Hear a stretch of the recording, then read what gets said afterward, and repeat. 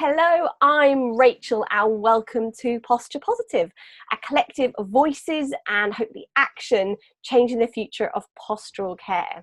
This is our rapid fire question round. Please will you introduce yourself and tell us what you do? Hello, my name's Michelle Baylis and I'm a paediatric physiotherapist. I'm currently the clinical lead for Birmingham Community Healthcare, Community Services Paediatric Physio.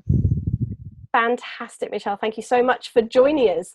Right, this is it. Are you ready for the rapid fire round? Yes. I'll try. You look like you're just about to go start a roller coaster. Okay, here we go. Starter and main or main and pudding? Starter and main. Thinking about every aspect of your life, personal, professional, whatever that might be, what is the best thing to come out of lockdown? Probably in the summer, getting all our garden projects completed. Very good. In 3 words, what is postural care to you? So postural care is protecting body shape. Fantastic. Why do you think it's important? It's very important because without correct symmetry and body shape, then young people could be in pain, they lose function, they lose sleep at night.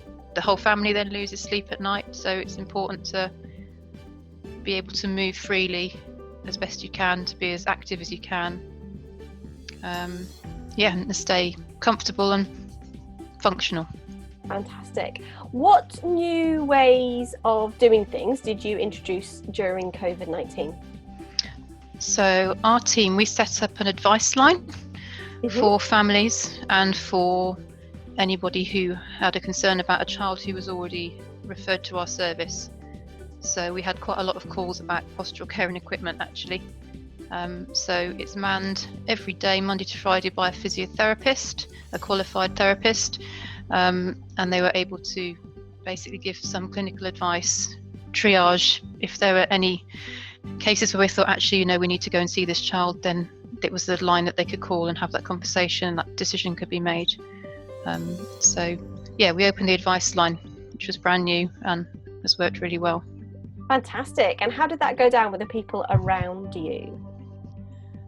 I think it was it felt like it was a challenge to start with in the team, but then because a lot of our staff have been redeployed to adult services, so we were very depleted and we were doing a lot less contacts with patients, but we were also working from home quite a lot, so it meant that actually it was a clinical job they could do from home.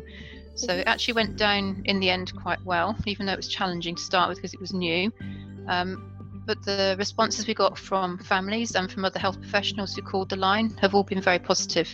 So the fact that they could speak to a clinician with their questions and their queries came back very positively. Fantastic.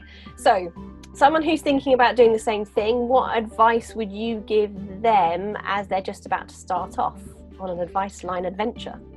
Well, I think, just being prepared for, we're still learning, we're still using it, and we're realising that we should probably have written everything down before we started as to what to do in this scenario and what to do in that scenario.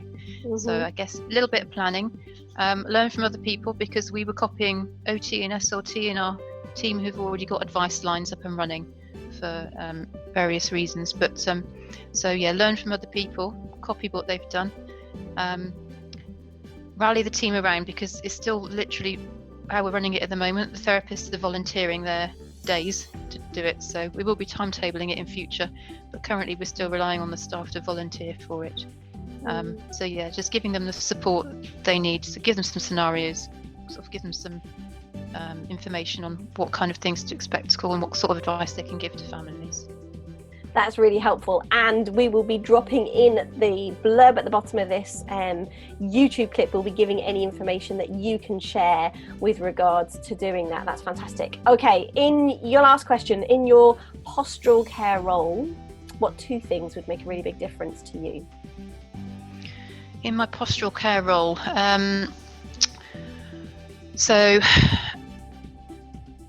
think throughout the pandemic we've actually stayed seeing patients. The big thing that make a difference to me is just have more therapists to see more patients would be the first one. That sounds universal, but yes. That sounds great. And then I guess just that everybody who's involved in a child understands what postural care is and how important it is, really. So that education of everybody around the child. So it's not always on just a therapist's hands to solve a problem or help a child. So education. Fantastic.